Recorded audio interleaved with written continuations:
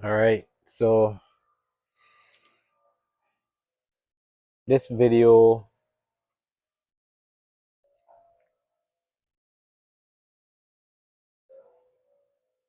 will be about the core beliefs and core imprints that lock into the system. So the previous video would have been about how our nervous system takes on certain imprints, right? We may have a familiarity of a particular behavioral pattern. Uh, the example I used was with my cell phone. I had a cell phone that had a bad battery, basically, and the battery would die very fast. And because I was basically dealing with that for a little while, and the previous phone I had as well before that had that issue as well. So even that then would be essentially a timeline, the way how I see it, right? The memory or the familiarity of that battery dying basically overlaid onto or materialized onto the last phone I had. And I could feel because I have a new phone now, I can feel the imprint or at least the familiarity of that behavioral pattern. It was still embedded into my nervous system. And so I would look at my battery all the time and stuff like that. And after doing a lot of like breath work and doing some subconscious repatterning through self-hypnosis, I was able then to shift that wiring, that pattern from my nervous system. So I would be then able to relax, like truly relax into receiving this new timeline, this new reality of a phone that doesn't die fast.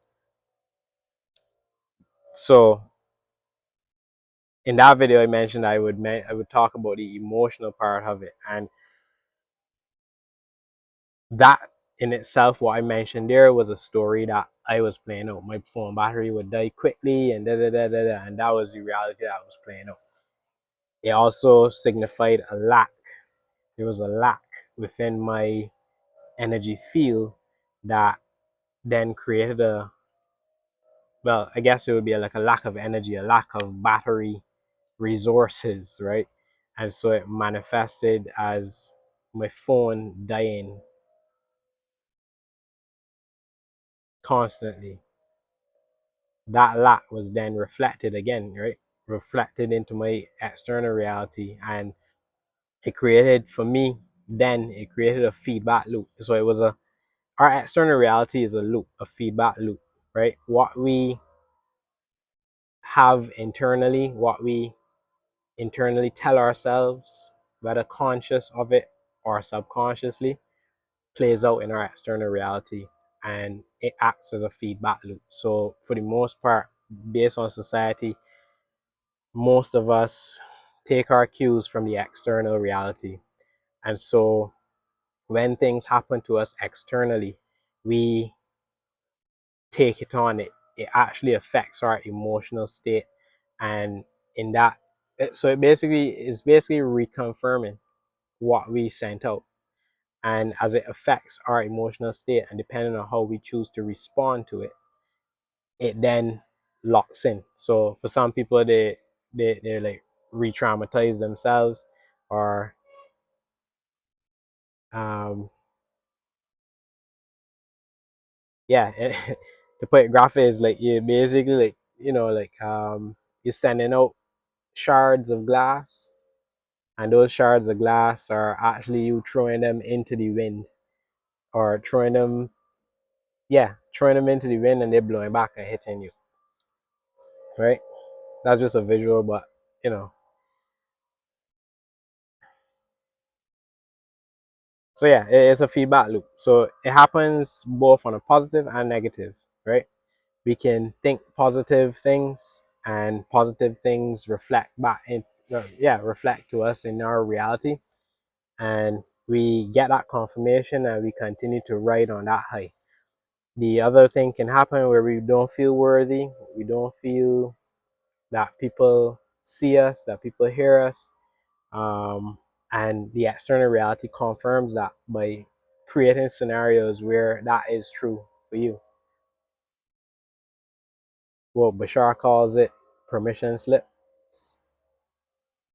Yeah. And so a lot of this is connected to our own emotional state. And I've been learning recently how how important it is to pay attention to our emotions, how powerful our emotions are when it comes to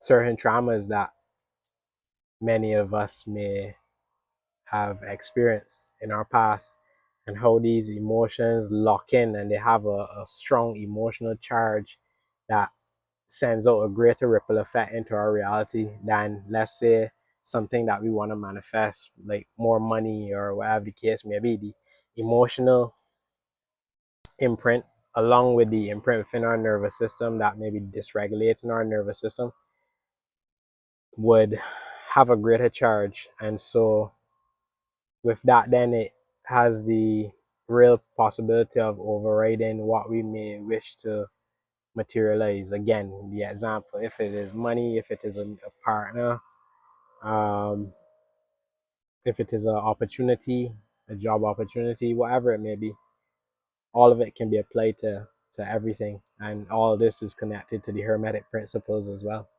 right? The law of one, Hermetic principles, they go into this. So, yeah, I think I have what, 7 minutes on here. So I think I don't know if did I go into the emotional states? Yeah, I did mention that. So again, the core emotions are,